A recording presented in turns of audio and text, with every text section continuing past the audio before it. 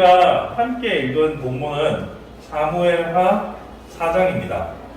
자, 사무엘하 4장은 다윗의 일대기를 쭉 살펴볼 때 어떤 위치에 있는지를 먼저 한번 생각해 볼게요. 다윗의 일생은 그의 탄생, 딱히 드러난 건 없잖아요. 유년 시절, 그리고 또 골리앗 사건으로부터 시작해서 여러 가지 이야기들이 있어요. 실제로 왕으로서의 그의 일생을 생각해 보면, 왕으로서의 일대기를 보시면 사울이 죽고 난 다음부터 분열 왕국, 그러니까 유다와 이스보셋이라는 사울의 아들을 중심으로 한 국가, 이 두 개의 통일되지 않은 분열된 상태로 7년 반의 세월을 보냅니다. 그것이 다윗 왕의 연대기의 전반기입니다. 7년 반은 헤브론에서 왕 노릇을 하죠. 그런데 이 7년 반이 끝나고 나면 33년 동안 예루살렘에서 통일왕국의 왕으로서 그의 제2기 왕의 연대가 시작되는 것을 볼 수 있습니다. 그러니까 어린 유년 시절, 그리고 사울에 쫓기던 그 말고 왕으로서 그가 위치했던 것은 7년 반 헤브론 분열 왕국 시대, 그리고 통일된 이스라엘의 33년 동안의 예루살렘에서의 통일 왕국의 왕, 이렇게 전반기 후반기로 나눌 수 있어요.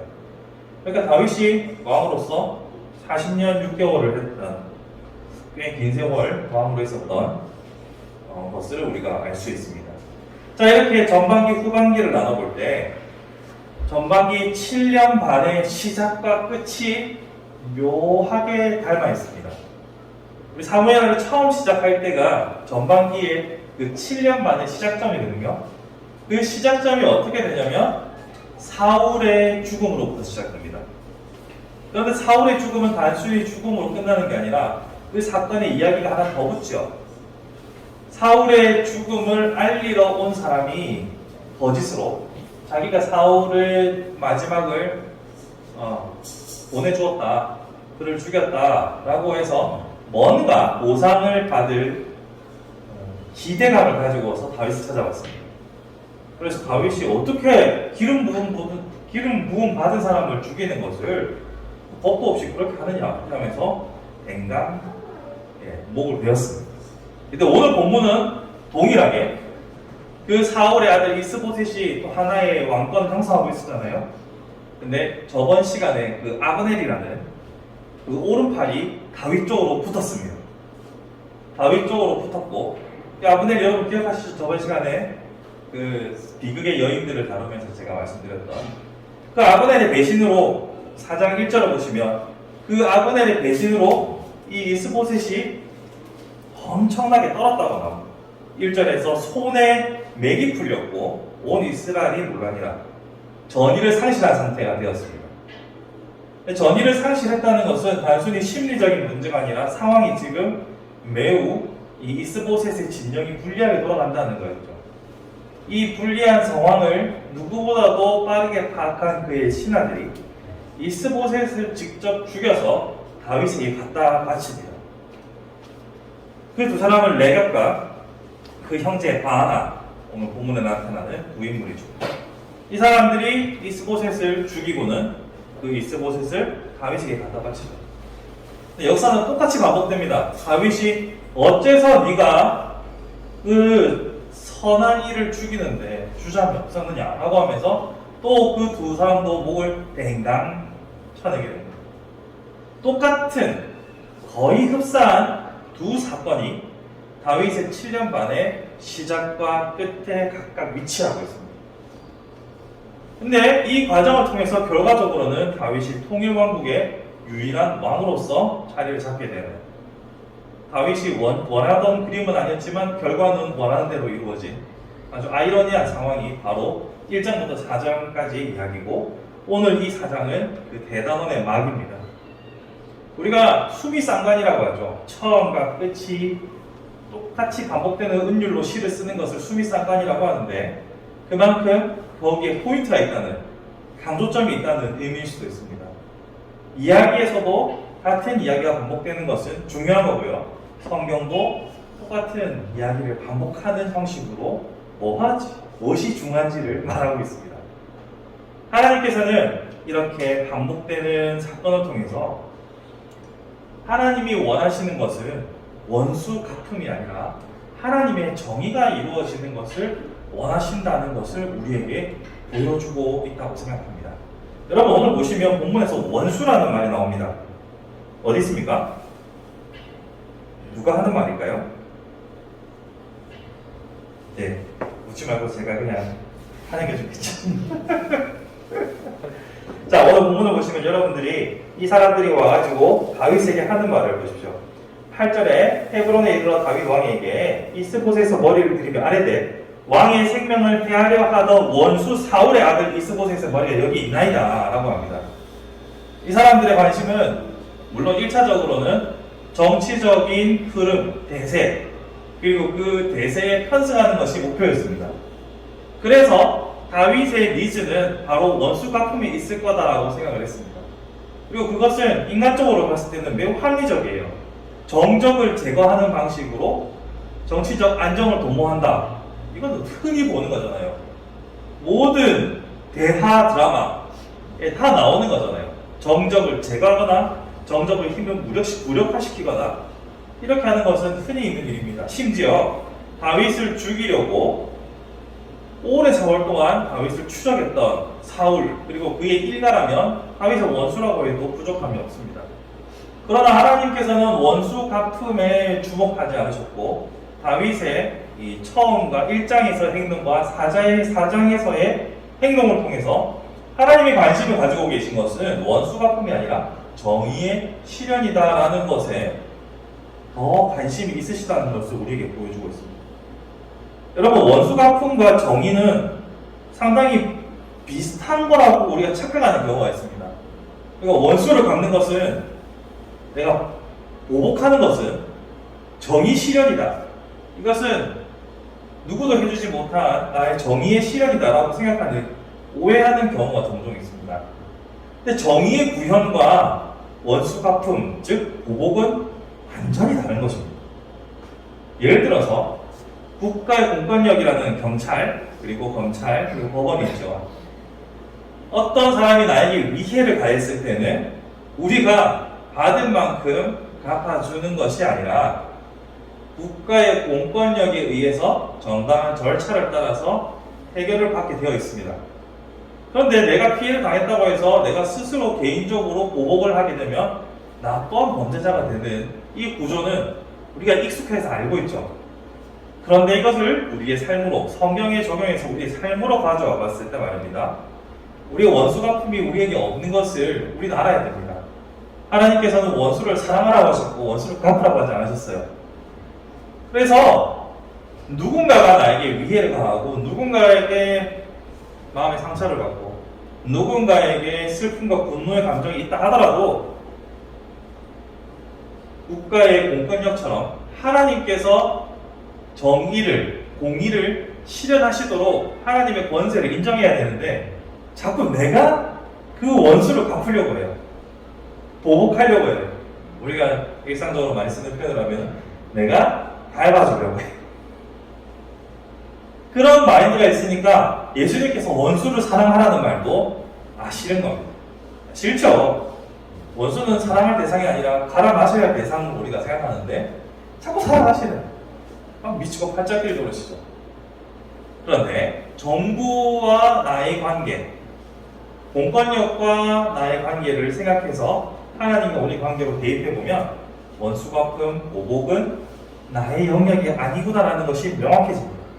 그리고 그것을 구체적으로 실천하고 있는 것이 바로 지금 다윗의 모습이죠. 어찌 보면 원수라고 여겨질 법한 인물들임에도 불구하고 다윗은 그들을 스스로 심판하는 것을 멈췄고 하나님의 공의와 뜻이 이루어지기를 바랬다. 자, 보세요. 사울 정말 원수 맞죠? 그리고 이스보셋 그 원수의 아들이란 말이에요. 그리고 정치적으로 보면 정통성은 이스보셋이 됐어요. 적자잖아요, 적자. 아들이잖아요. 물론 세자는 아니겠지만 다 죽었는데 뭐 혼자 살아남았으니까 당연히 왕족이잖아요. 자기는 왕족 조금 냄새는 맡았어요. 사위니까. 그렇지만 사위랑 아들이랑 같습니까? 아니죠. 왕의 정통성에 있어서는 적이 맞습니다. 그리고 아브넬 같은 경우도요. 아브넬이 왜 저번 시간에 나왔던 아브넬이 오늘 본문과 저번 본문 사이에 보면 죽거든요. 이 죽을 때 이 요압의 동생을 죽여서 이 요압이 앙심을 품고 죽였단 말이에요. 그런데 자세히 보시면 요압도 다윗의 조카거든요. 왠지 그러면 다 지들끼리 해먹는다 이런 느낌이 드실 수도 있습니다만 다윗의 조카예요. 그러면 그 죽은 아브넬에게 죽은 아비새도 사실 다윗의 조카예요. 그러니까 자기 문중의 사람을 죽인 원수이기도 한 거예요, 아브넬이. 그럼에도 불구하고 다윗은 직접적으로 복수하는 것을 철저하게 스스로 금했죠. 그리고 그렇게 하는 자들을 오히려 벌했죠.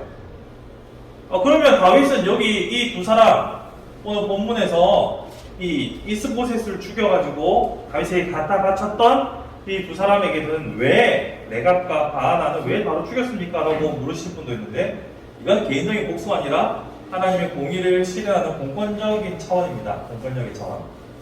다시 돌아가서요. 하나님은 다윗의 일생을 통하여서 처음과 끝, 7년간의 처음과 끝을 동일한 사건으로 보여주면서 내가 원하는 것은 공의고 내가 원하는 것은 정의의 실현이다라고 우리에게 알려주고 있는 것입니다. 자, 그런데 여기에서 한 가지 더 우리가 주목해 볼 것이 있습니다.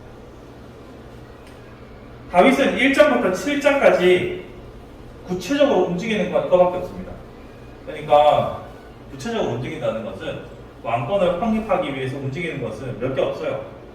그냥 사울을 죽였다고 주장한 사람 죽이고, 사울의 아들을 죽인 사람을 죽이고, 그 다음에 아브넬이 자기 편으로 두 손으로 이렇게 100개 들고 넘어오니까 받아주고, 그거 말고는 결혼하고 해놓고 결혼하고 해놓고 그게 다예요. 물론 아내가 많았기 때문에 결혼하고 해놓고 결혼하고 해놓고 해요. 자, 여기서 성경은 우리에게 참 흥미로운 점을 보여줍니다. 하나님께서 다윗을 왕이 되게 하겠다고 했죠. 근데 그 다윗 왕이 될 거란 약속을 주셨기 때문에 왕이 될 건 알았어요. 왕이 될 건 알았지만 지금 누군가가 사울을 죽여서 갖다 주고 그 아들을 죽여서 갖다 주고 또 정치적인 거리낌이 될 수 있는 아브넬을 죽여주고 이렇게 하면은 이렇게 하나님 뜻이 이루어지는 것보다 라고 오해할 수도 있어요. 오해라고 말씀드렸습니다. 이것에 대해서 기뻐하거나 환영하거나 아니면 어떤 계획을 짜거나 수를 쓰거나 이런 게 없어요. 다윗은 그저 결혼하고 해놓고 밖에 없어요. 그러니까 다윗은 느긋했어요. 조급하지 않았습니다.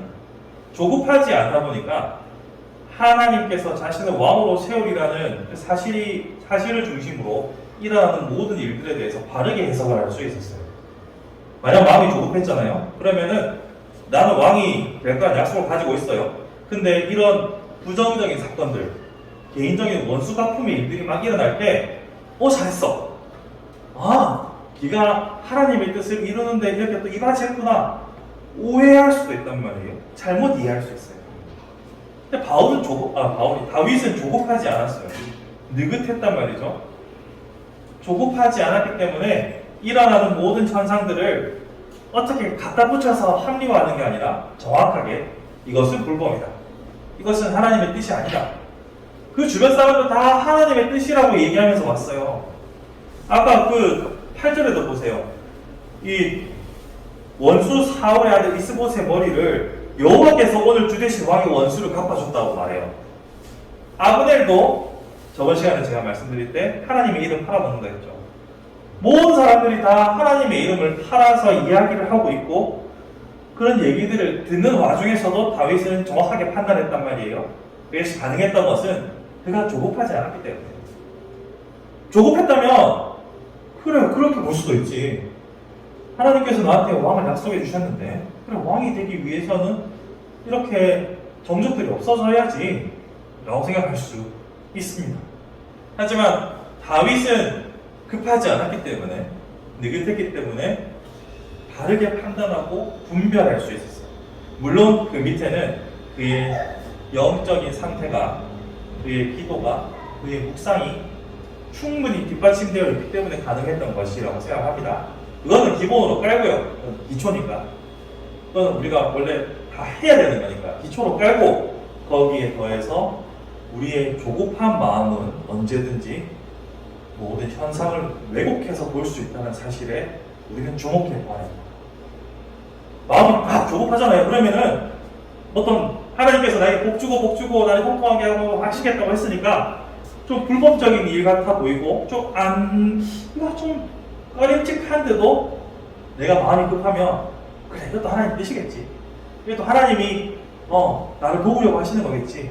하나님이 또 어떤 방법을 하실지 모르지 라고 덥석 누르게 돼요. 그러면 우리는 하나님의 뜻과는 전혀 상관없이 나를 쫓아는 대로 살아가게 되는 겁니다. 그렇기 때문에 이 마음의 조급함을 내려놓는 것, 이것이 참 중요한 일이라고 생각합니다. 개척한 지 제가 벌써 1년이 넘었지 않습니까?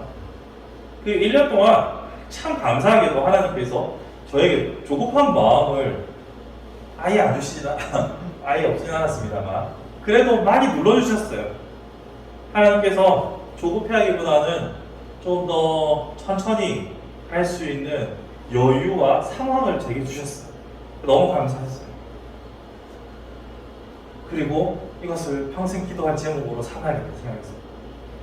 내 마음의 평안과 내 마음의 여유가 없으면 내가 쫓기면 잘못 판단할 수 있겠구나. 오판하겠구나. 그런 생각이 들었어요. 그러므로 오늘 본문 사무엘하 1장부터 4장까지 이어지는 전체적인 그림 속에서 하나님의 관심은 정의요. 그 정의를 바르게 볼 수 있는 눈은 침착, 서두르지 않음에 있다. 라는 결론을 이르게 되었습니다. 말씀을 정리해봅니다.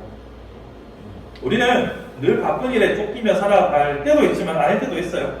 그렇지만 대부분 대한민국에 살아가는 모든 사람들은 어느 정도의 조급함을 가질 수밖에 없다고 생각합니다. 세상이 늘 빠르게 변하니까요. 그 조급함 때문에 나의 판단력이 흐려지지 않기를 기도하는 것, 그것도 참 중요한 지혜라고 생각합니다. 내가 마음이 괜히 쫓겨가지고 내가 빨리 언제까지 이걸 좀 했으면 좋겠는데, 언제 이렇게 됐으면 좋겠는데, 이런 조급함 때문에 나의 판단이 왜곡되지 않도록 기도하는 것. 언젠가 하나님께서 합력하여 선을 이루실까 하는 믿음이 있다면 우리의 조급함은 조금 진정될 수 있겠죠. 조금 더 느긋하게 하나님께서 우리에게 주시는 그 호흡, 그 리듬에 따라서 살아가는 그것이 바로 저는 평강이라고 생각합니다.